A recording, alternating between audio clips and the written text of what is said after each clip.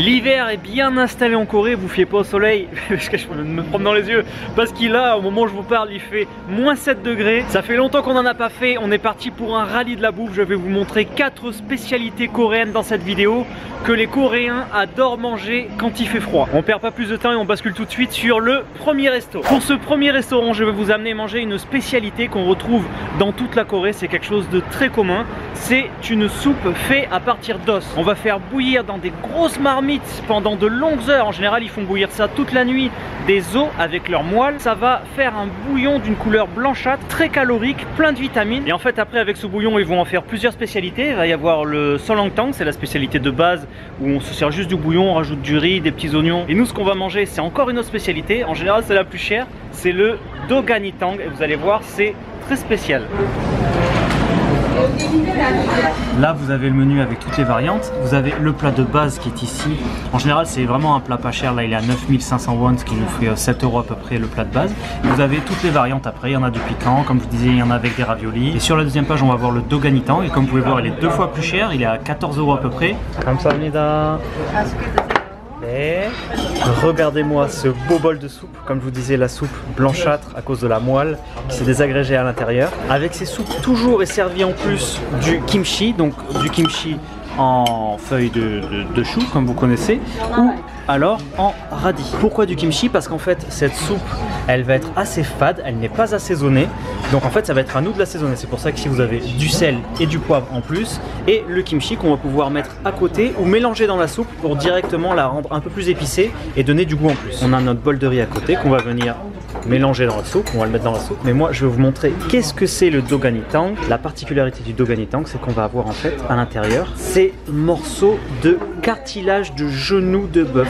En fait c'est pas de la viande qu'ils vont mettre, c'est du cartilage de genou. Ça donne une texture très intéressante à manger. Voilà, c'est une expérience assez intéressante et c'est très bon. C'est très bon, voilà. Pour ceux qui ne sont pas effrayés de goûter des nouvelles choses, c'est original et pas mauvais et assez difficile à prendre. Et pour manger ce cartilage, on peut le tremper dans une petite sauce vinaigrée qui est à côté. Mais là déjà, je vais mettre mon riz à l'intérieur et je vais tout mélanger. Le doganitang est un peu plus aromatisé aussi puisqu'il a du ginseng, de la jujube, des champignons. On va maintenant préparer le kimchi à côté.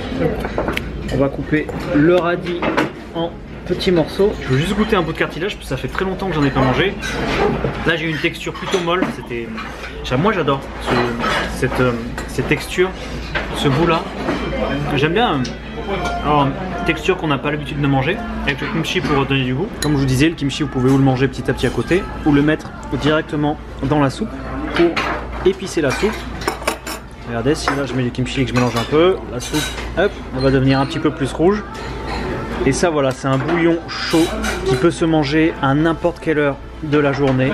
Je vais goûter un bout avec la petite sauce vinaigrée à côté. Là. Ah, il me semble même qu'il y a du wasabi ou de la moutarde à l'intérieur. C'est très bon. La sauce est très bonne. Et quand on arrive à la fin du plat, ce qu'on fait, ce que font tous les Coréens pour finir tout le bouillon, c'est qu'ils vont le mettre comme ça sur le côté. Parce qu'en général, comme c'est un plat en terre cuite très chaud, on a toujours un socle avec. Et donc on le penche comme ça pour récupérer tout le bouillon et finir jusqu'à la dernière goutte. Voilà une affaire rondement menée. On a bien mangé et on est calé comme il faut. J'ai bien mangé, ça m'a bien calé. Donc je fais une petite pause, mais pour vous, on enchaîne direct avec le deuxième resto. Je vous amène maintenant manger une spécialité que vous connaissez peut-être, le sundae-guk. Le sundae, qu'est-ce que c'est? C'est du boudin et le sundae-guk, c'est un bouillon avec ce boudin. Mais je vais pas vous montrer n'importe quel restaurant qui fait du sundae-guk, je vous en montre un particulier qui est très populaire ici, puisqu'en fait, en plus du sundae-guk traditionnel, il va proposer un boudin qui est à la viande. Pour ceux qui n'aimeraient pas le boudin avec le sang, celui-là est farci à la viande et il est délicieux. Et comme je m'y attendais, il y a même du monde dans la salle d'attente, enfin dans la salle d'attente avant de rentrer, donc ça veut dire qu'il est plein, les gens attendent pour rentrer. Admire. Bon, je suis tout seul donc je devrais avoir une place pour moi tout seul. Pour les gens qui mangent seuls, là ils ont fait un coin où il y a des petits box pour qu'on puisse manger, bah voilà, tranquillement. Regardez-moi ce plat encore bouillant. Je viens de changer de place pour être un peu plus tranquille puisque j'étais à côté de la porte. Et alors comme je vous disais, la particularité de ce sundae-guk là, c'est qu'il va avoir les deux boudins à l'intérieur, c'est-à-dire le fameux boudin farci avec des vermicelles et du sang. Et en plus on va avoir le sundae blanc farci à la viande où il n'y a pas de sang. Celui-là est vraiment délicieux. Là j'ai vraiment pris le plat de base, le sundae-guk qui est à 9000 won, ce qui nous fait un peu moins de 7 €. Essayez de pas faire de bêtises, voilà, nickel. On va mélanger, hein, parce qu'on va tout manger de toute façon. Et à côté, on a des herbes que les Coréens adorent. Elles sont réputées pour être très nourrissantes, avec de la stamina, tout ça. Voilà, on va les mettre par-dessus. Très nourrissantes et énergisantes. Voilà, c'est ça. Et en fait, pour commencer à manger sans se brûler, alors les Coréens mangent super chaud. Eux, ils arrivent à manger sans problème le très chaud et le très piquant. Ils ont une bouche complètement anesthésiée, les Coréens. Mais nous, ce qu'on va faire, vu qu'on a le palais un peu plus délicat, pour pouvoir commencer à manger, c'est qu'on va on va séparer un petit peu de riz qu'on va laisser refroidir rapidement à côté. Ah, et je vous ai pas dit, dans le sundae-cook, il y a du boudin, mais il y a aussi, c'est pas vraiment des abats, si c'est un peu des abats. Il y a de la viande, donc il y a du porc, et il y a aussi un petit peu de boyau, voilà, un petit peu de gras. Voilà, ça ressemble à ça. Alors c'est vrai qu'à l'aspect c'est peut-être pas très appétissant, et quand on vous dit que c'est du boudin, qu'il y a des abats, ça repousse certaines personnes, mais il faut vraiment le goûter parce qu'en fait c'est très bon. Alors que mon plat est toujours chaud, mon petit bol que j'ai fait à côté là, il a déjà refroidi, donc j'ai plus qu'à me servir et à manger. Et c'est délicieux, et c'est vraiment délicieux, le bouillon est très goûtu. Non, c'est vraiment trop bon ce sundae-cook, c'est vraiment le meilleur que je connaisse, c'est vraiment le meilleur que je connaisse. Je vais vous déguster le boudin au sang. Si vous aimez pas trop le boudin, n'hésitez quand même pas à goûter parce que ça n'a rien à voir avec le boudin qu'on a en France. Ah, il est vraiment trop bon, il est vraiment trop bon celui-là. Le boudin à la viande maintenant. Bon, je me suis brûlé. Mais il est trop bon. Mais le goût pourrait ressembler à des nems. Le boudin blanc là, ça ressemble vraiment à la farce de la nem vietnamienne. Bon, le petit détail, mais vous connaissez hein, maintenant, vous êtes habitués. On a toujours le petit tiroir à toutes les tables en Corée où vous avez les couverts, serviettes, là des serviettes humides. On a fait honneur au plat jusqu'à la dernière goutte. Et en partant, si vous voulez, vous pouvez vous acheter justement la soupe ici ou le boudin. Je me suis régalé, je crois que c'est mon resto préféré qu'on va faire aujourd'hui. Je profite d'un petit peu de marche entre deux restos pour remercier NordVPN qui sponsorise cette vidéo et qui me régale pour tous les repas que je fais. Si vous n'avez pas encore de VPN, NordVPN vient de changer complètement sa stratégie et vous propose maintenant 3 packs différents à des tarifs différents. La protection essentielle avec bien sûr le VPN, mais en plus une protection antivirus et un bloqueur de publicité. Le pack avancé qui rajoute à ça le gestionnaire de mots de passe multiplateforme et le scan de vulnérabilité, et le pack ultime qui rajoute à ça 1 Tera de stockage en ligne dans un cloud chiffré. Yeah. Et en ce moment, grâce au lien que vous trouvez dans la description, si vous prenez l'abonnement de 2 ans, vous aurez 4 mois supplémentaires gratuits. Et n'hésitez plus, puisqu'il est remboursé ou satisfait les 30 premiers jours. Donc si jamais vous hésitiez encore à prendre de VPN, est-ce que ça va vraiment me servir? Vous essayez, bon finalement ça ne me sert pas. Voilà, vous êtes remboursé, il n'y a pas de souci. NordVPN, surfez en tout anonymat, accédez à des contenus géobloqués, profitez de réductions qui existent dans d'autres pays mais pas dans la vôtre, ou de prix différents. Par exemple, pour la réservation d'une chambre d'hôtel quand vous passez par Booking, d'un pays à l'autre, si vous faites votre réservation, le prix ne sera pas le même. Si vous voulez en savoir plus, vous abonnez, comme je vous ai dit, vous aurez le lien dans la description. Et maintenant, on va manger. Nouveau restaurant, nouvelle spécialité, on va goûter quelque chose de totalement coréen. Du tofu et du piquant. On va goûter le sundobu.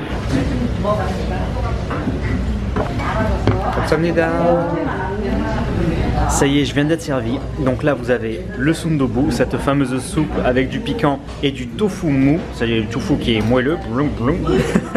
Et ici, vous avez le riz qui vous est servi dans un pot en fer encore très chaud. Et en fait, ce qu'il faut faire, c'est que tout de suite, dès que vous êtes servi, il faut récupérer le riz, le mettre dans le bol à côté. Et en fait, comme vous pouvez voir, on a du riz qui a accroché au plat. Et c'est fait exprès, c'est pour avoir du riz grillé. Et ce riz grillé, comment on va le manger? On va mettre maintenant de l'eau dedans. Et on va refermer le couvercle.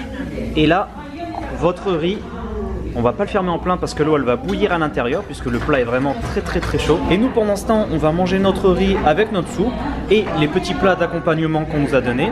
Et on s'occupera de ce riz à la fin du repas. Qu'est-ce qu'on a dans cette soupe? On a du tofu vraiment généreux, hein. Ils en ont vraiment mis la dose, ils ont vraiment mis beaucoup de tofu. Et en fait, j'ai pris un émoule sundobu. Un émoule, ça veut dire que normalement, il devrait y avoir des fruits de mer à l'intérieur. On a une pince de crabe, on a aussi des petits coquillages et une crevette. Ça sent vraiment très bon, il a vraiment l'air très bon. Pour info, je ne le connais pas celui-là, c'est ma femme qui m'a dit d'y aller, que c'était un des meilleurs qu'elle connaissait. On va voir ça. Un peu de riz dans ma cuillère que je vais imbiber. Il est très très bon, le goût est très profond. En général, pour faire le sundubu, ils utilisent des huiles piquantes qui font revenir un moment avec plein d'épices. Et là, on sent vraiment que le goût, ben, il est deep, il est profond et il est très bon, très bon. Le mix parfait, un peu de tofu, le riz et la soupe. J'avais peur qu'il soit trop piquant, mais non, pas du tout. Mélanger avec le riz et tout, alors c'est sûr tu vas pas le boire comme ça, mais mélanger avec le riz, aucun problème. Même si vous n'avez pas l'habitude de manger piquant, normalement vous pouvez y arriver. Et là vous avez un truc qui se marie très très bien avec en plat d'accompagnement, c'est du kim.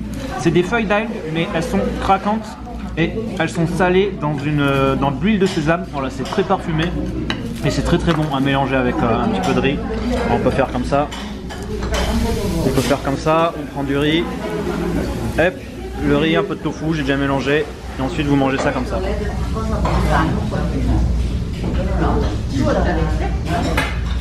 On va passer au riz qu'on a laissé reposer. Et regardez, en fait on vient de faire une spécialité coréenne qui s'appelle le riz cramé. Nulungji. Nulungji, c'est une spécialité coréenne de faire griller le riz comme ça dans une poêle.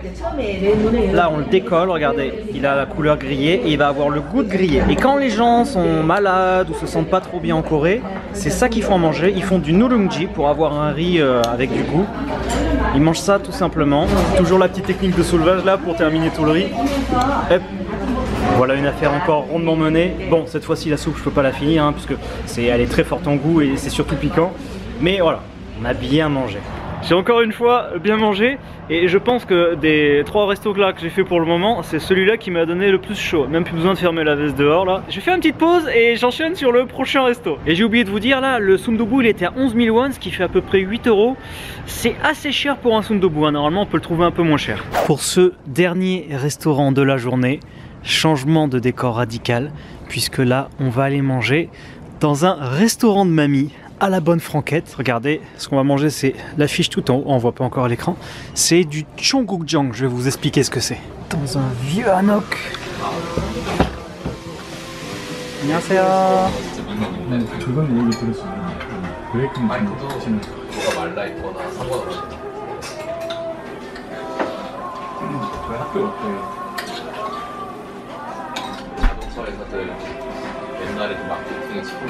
J'adore l'ambiance de ce restaurant, c'est trop bien. Ça y est, j'ai passé la commande, je vais recevoir mes plats. J'ai commandé un petit bonus en plus. Avec le froid qu'il fait, elle nous sert de l'eau chaude, mais c'est pas juste de l'eau en fait, il y a des plantes médicinales coréennes. On sent un petit arrière-goût dedans, de racines. Kamsahamnida. Regardez, on a encore un plat qui est servi dans un pot en terre pour garder la chaleur. Voilà, donc je suis venu moi à la base pour manger ça, le cheonggukjang, et j'ai pris en bonus du doeji suyuk. C'est du porc qui est cuit dans du bouillon avec plein d'épices et c'est délicieux, il est très tendre. Mais nous, ce qui nous intéresse là, c'est le cheonggukjang. C'est un bouillon fait à partir, vous la voyez ici, de la pâte de soja fermentée.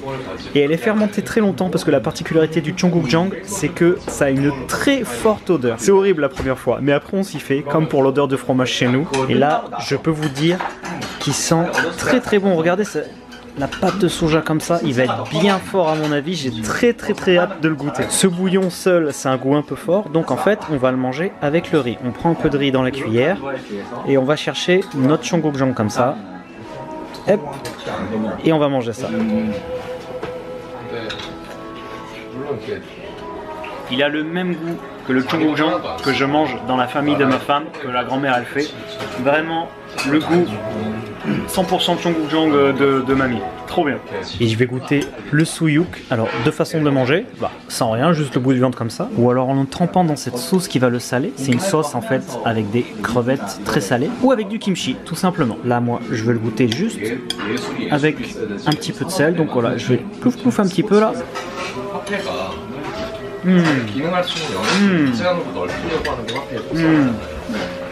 Il est très bon. Comme je vous avais dit, il est tendre, il a cuit avec plein d'épices. Oh, il est délicieux, il est vraiment délicieux. Et je vous ai pas dit les prix. Le cheonggukjang là, avec les plats d'accompagnement et le riz, c'est 8 000 won, ce qui fait moins de 6 €.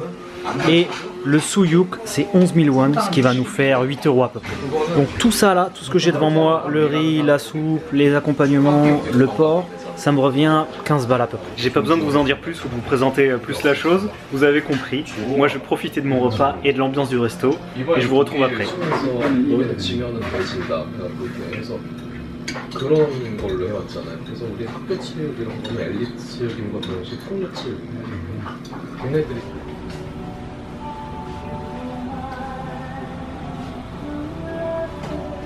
Comme vous voyez, j'ai tout fini, mais par contre, j'avais pas goûté ça. Et là, elle vient de me dire, oh, t'as pas mangé ça, il faut que tu goûtes. C'est du méchil qui date de 3 ans, que j'ai fait il y a 3 ans. Du méchil, c'est de la petite prune qui est fermentée, qui est gardée dans du sucre. C'est pas vraiment... Si, c'est fermenté. Et quand tu manges du porc, elle dit c'est très bien pour aider à la digestion, donc mange ça, tu vas voir. Et effectivement, je viens de goûter et c'est très très bon. Le méchil, normalement, on le trouve en boisson. Et là, bah, c'est juste la prune qu'elle m'a donnée comme ça. C'est super bon, j'adore le méchil, ça se boit beaucoup dans les Jijimbang normalement.